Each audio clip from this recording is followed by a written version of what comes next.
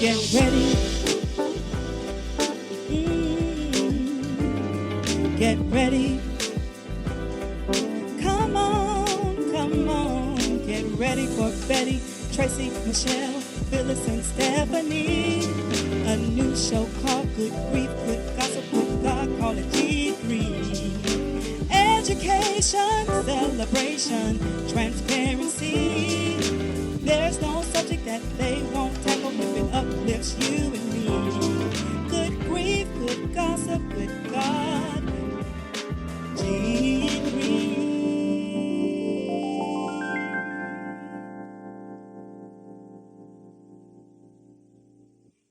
Hi, I'm Phyllis Clark, your host for this edition of Good Grief, Good Gossip, and Good God.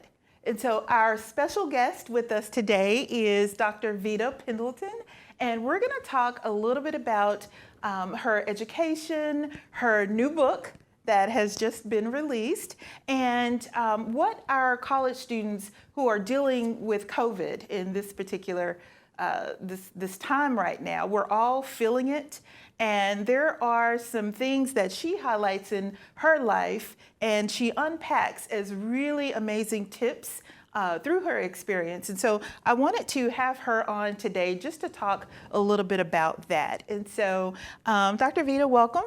Thank you. Thank you. I'm glad to be here. Yes. I hope you, now, I affectionately call you Dr. Vita. Is that okay? That's fine. All right. So let's just get right into it. Our time is short, and so I want to talk a little bit about your background and what brought you to bringing Prepped to a reality. Well, Phyllis, I grew up in Pine Bluff, Arkansas, which is also your hometown. Yes, it is. And in the 1970s. And one of the things that happened to me is that I was given the opportunity to attend an all-girls prep school in Connecticut. Mm-hmm. And I took advantage of that opportunity and went to school there. Mm-hmm. And so a few years ago, I decided that it was time for me to tell my story about what that experience was like. I had gone to school, come back home, and done some other things, but I had never told that story. And I thought it would be helpful to other girls to hear my story. Mm-hmm. Yeah, thank you so much. I just want to get right into it. As I think about, I work at Simmons College of Kentucky, and I am in and out of the lives of a lot of our college students, and they are dealing with a lot. But prior to them becoming college students, they had to grow up, they had to have some experiences to help get them there. What are some of those things that helped to get you there and then to help you when you got there? Okay. So a few things happened. Mm-hmm. One, I had a strong family. My mother and my aunt reared me, and they were progressive. Although they didn't have college educations, they were quite progressive in how they prepared me. But a key component of that preparation was taking us to St. Paul Baptist Church every Sunday morning and making sure that we knew about the things of God, that we had a saving relationship with Jesus, and that we knew how to pray. And those are things that was the preparation that I had at home. But they also taught me that with God, anything is possible. Yes. And so they started having me do things like play the piano at church, teach the Sunday school lesson. And if there was a speech that had to be made from the youth at our church, I had to do the speech until I left going away to prep school. So they prepared me at home before I ever left. Okay. And you're making me think about the experiences. I have two daughters. One is a rising senior, and the other one is a rising 8th grader. And I'm thinking about experiences that my husband and I are trying to give to them. And so we talk about education, experience, and exposure. And I have, they get tired of me for this, but I have labels for everything. So I call that Ep3. And so, when we're in conversation and I see a possible opportunity for them, I say E3, and they kind of, but you're right, because that's where you build skills. Talk to me about, in the book, you speak specifically about building skills for resistance. And I know that when I was growing up in the 80s, I'm a 70s baby, so growing up in the 80s mainly, I didn't think I had a voice. I didn't think my opinion mattered. So I just kind of went along with whatever, I heard, I thought about, and felt like I liked or whatever. But I was never that person to volunteer my experiences or what I thought in my own mind. So tell me how this developing around your skills for resistance came, because that was really powerful, especially at that age. Well, the 70s presented a complicated time for all of us, because it was on the heels of the civil rights movement. Martin Luther King had just been killed, Bobby Kennedy had just been killed, and so it was a time for thinking and rethinking about our existence in the world. Wow. And Yes. what that meant. And so Marion, who was my mentor, who's actually my first cousin, but we have a brother-sister relationship, shared with me books and songs that I needed to hear. Okay.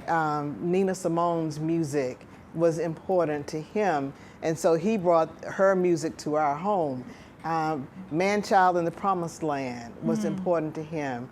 Those were things that he felt I needed to read as I was coming of age in Black and white America. He knew that my experience was going to be different from what his had been in segregated schools in Pine Bluff. And so he wanted to equip me and raise an awareness for me about what the world presented to Black and brown children. Wow, yes. As we think about what our college students are going through now, some might say, well, yes, I had all of that. I was informed, I was exposed, I was educated, but I'm sick and tired. I can't really focus on writing a 10-page paper. I want to go out and protest with my other brothers and sisters. What would you say to them right now who feel like, I just need to take a pause in my education.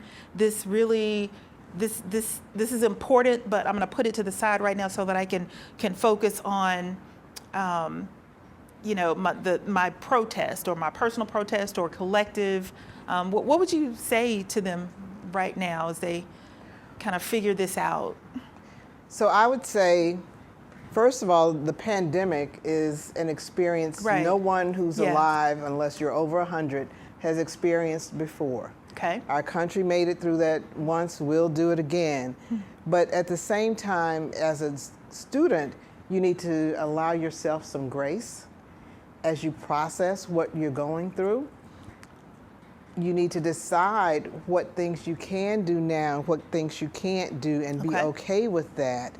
But for those of you who are driven, I would say let the persistence of your spirit carry you through this time. That is, continue to work on the things that are important to you, but you have to determine what those important things are and why they're important, and then take action steps to fulfill those dreams that you have. Right. Because it's up to each and every one of us to fulfill our dreams, to do what's necessary to make them come about. Come on, I love it. And that makes me think about the why. Keyword and what you just said is the why.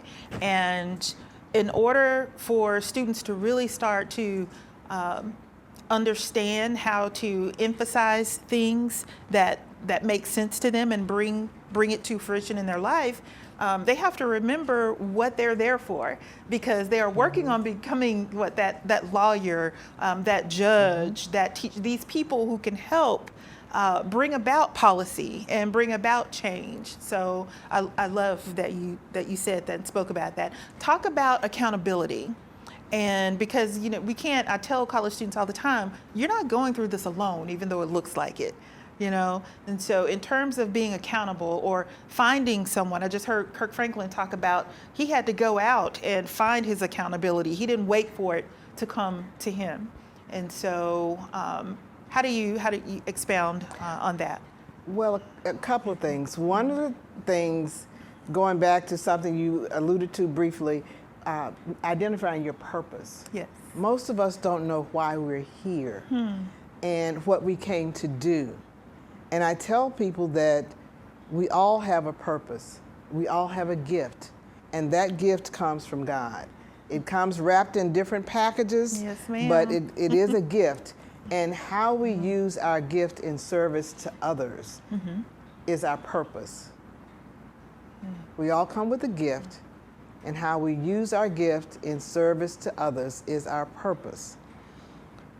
I was held accountable for my education by my family.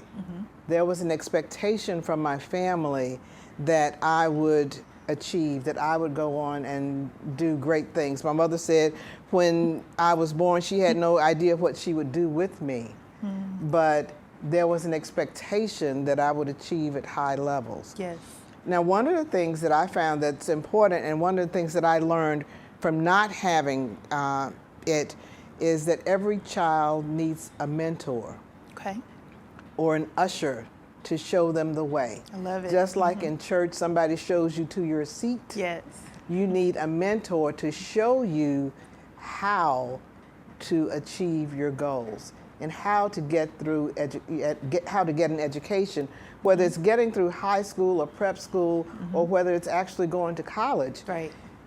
And one of the things that I did as when I was a university professor was that I made sure that I mentored young people, because I realized that just giving them financial backing was not enough.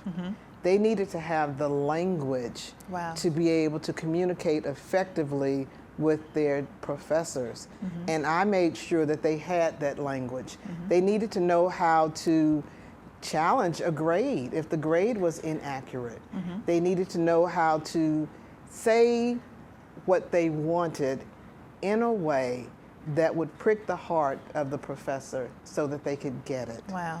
And not every student has that language. And language is so important. Wow. It's we create our worlds through our words. And so they didn't have the language that they needed many times. They could pay their bills on campus, but how do I get through this course? How do I get extra help? How do I handle myself in a student teaching position? Those were things that I wanted students to be able to know and do. Because when I was in prep school, as I said in this book, I did not have that kind of support until my senior year. Wow. So, audience, if you're listening to this unfold through the life of Dr. Vita, I want you to take into account that we're talking specifically about the individual. We're talking about the student and personal growth. And so if you are someone who is, you have a collegiate in your life, or maybe it's you, or you have an up-and-comer, help them to start to think about their calling, at their level, and their purpose through some of the things Dr. Vita has just identified. You also talk in the book, let's see, let me just bring about this one example about Miss Hatcher. I want to talk about Miss Hatcher because she is someone who I was reading the book and I was like, wait a minute, is that the Miss Hatcher that used to live beside me in 19 so-and-so? And so I texted you real fast. I'm like, is this her? Is this her? Is this her husband? And so come to find out, it is the same Miss Hatcher I knew over a decade ago from when you had experienced her, and maybe longer than that. Talk about her and the role that one person, the magic of that one person in your life can do for you, and then I'll tell you what she did for me. Okay. Well, Mrs. Hatcher was my sixth grade teacher. Okay. She was part of a teacher exchange as they were integrating schools in Pine Bluff. And she and two other white teachers came to our school. And Mrs. Hatcher was full of love. I didn't know why until this summer. She had spent most of her growing up years in an orphanage. Wow. And she did not have that constant love from her parents because she was in an orphanage. And so she came to our school as someone who was determined to teach us and to help us excel. And one of the things she did was she helped me learn how to read nonfiction, because most of the reading that I had done for pleasure was fiction. And so she came and she taught us how to read nonfiction and make meaning. But she also developed relationships with us that let us know that she believed in what we could do and that she was going to help us fulfill our dreams. It was still elementary school then. Yeah. And she was very gentle, she was loving. Her language, her speech was always kind. And so at the end of that school year, she took a group of us with her on a trip to Six Flags. And I knew she was going to see her brothers and sisters, but I didn't know the history at that time that they had all grown up in an orphanage. And she was reconnecting with them. And so she took me and 3 boys on this trip. Now, I'll tell you, most of you probably have this image of Mrs. Hatcher in your mind, as my children did. They had always heard me talk about Mrs. Hatcher. They always thought she was black, but Mrs. Hatcher was white. And she took us on this trip. And what was interesting, we thought she packed food, just, you know, the fun thing to do, to have snacks in the car. But we didn't realize that it looked strange that this white couple was traveling with 4 little black children. When you're 11 years old, you don't think like that. You're not even aware that that's an issue. But they did that just to protect us. And so we have been in touch over the years. She is 89 years old now. And we continue to communicate. She has read my book, and it's just been a wonderful experience just knowing her. Yes. You know, quickly, I know we're starting to run short on time, but I just want to share, this was the part in the book that made me cry the first time. And that happened because I never knew Miss Hatcher was a teacher. Maybe my parents did, but I didn't, because I'm maybe 8 years old. And so my encounter with her, they were our neighbors, and that's how I knew them. And they were very loving people. And she would talk to me about flowers and, you know, the dog that they had, and just so many other things. But one day, I left my amazing banana-colored skateboard in the driveway, with this long driveway that my family and she and her husband, we shared. And my dad always told me, don't leave your stuff in the driveway. Well, I left my stuff in the driveway. You know what happened? She backed out over it. She cut it straight in two. And, you know, I guess she had a conversation with my parents or something. And before I knew it, you know, the next day, I had a big old brilliant orange skateboard, something that it just took my breath away. You know, as an 8-year-old, you know, you like your stuff, right? And, you know, but to see just the love and the appreciation of her for what she wanted to do for me, just because, you know, and it was my fault. And so that was something special for me. And your story about her brought all of that back up in terms of, you know, she was an accountability partner in my life at 8 years old. And I didn't even know that. I just knew that it helped me to understand people who were different from me, you know, in a greater way. So I appreciate that. I appreciate that story being in here. So as we start to wrap up, I want to talk a little bit about something that I just kind of tagged in the book towards the end around tolerance versus celebration. So a lot of our students out there, especially our Black students, are thinking that I'm just being tolerated. I'm not being celebrated. How did that impact you? How did you deal with that to help, you know, you get through, you know, the times, you know, that you were in? I feel, you know, nothing really goes away. You know, it happens again if we don't learn from it. So what did you do? Who did you connect with, even with yourself? What happened to help you think about how to celebrate instead Well, of being tolerated? When I think about tolerance, I usually think about I'm just putting up with something or someone. Okay. I'm not really appreciating all the gifts and talents that that person brings to the environment. I haven't learned to look beyond my own selfish and conceited concerns to look and think about what somebody else might need. And so my experience in prep school was I felt as if they tolerated us more than celebrating the things that we could do at the school. Okay. There wasn't this push for us as black students because they didn't know how to celebrate us. They didn't know how to appreciate what they saw in us. And so we had to cling to each other for that accountability and for that support. Yes. In Beverly Daniel Tatum's book, Why Are All the Black Kids Sitting Together in the Cafeteria, she talks about that, and it's an opportunity for black students to recalibrate and to check themselves every day. And so we did that as a group to support each other. But equally important to me was my family and how my family supported me. And my aunt Doris, who is 97 years old, made sure that I had letters on a regular basis. They made sure that they talked to me every week to see what was going on and if my life was okay. Yes. It was things like that that my community from which I came that made a difference in my ability to be able to maintain and to stay there and experience what that school had to offer me at that time. I love it. I want to stay on that for 2 more seconds.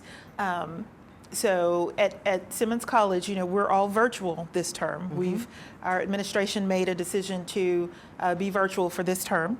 And what that means is that some of our students are going to be out there maybe feeling isolated, maybe feeling, oh my gosh, what am I going to do? I'm not in a group. I can't have, you know, I can't do this on my own, which is why we're starting a new program called A Family Affair. And so I just wanted to kind of say, I love what you're saying about family, and that's what we're going to be doing with our students at Simmons and breaking them up into groups and checking on them, writing letters and doing things. So, gosh, I don't want to stop our conversation. I would love to maybe have you back. We are By all actually out of means. time. Can you tell people really fast where to get prepped?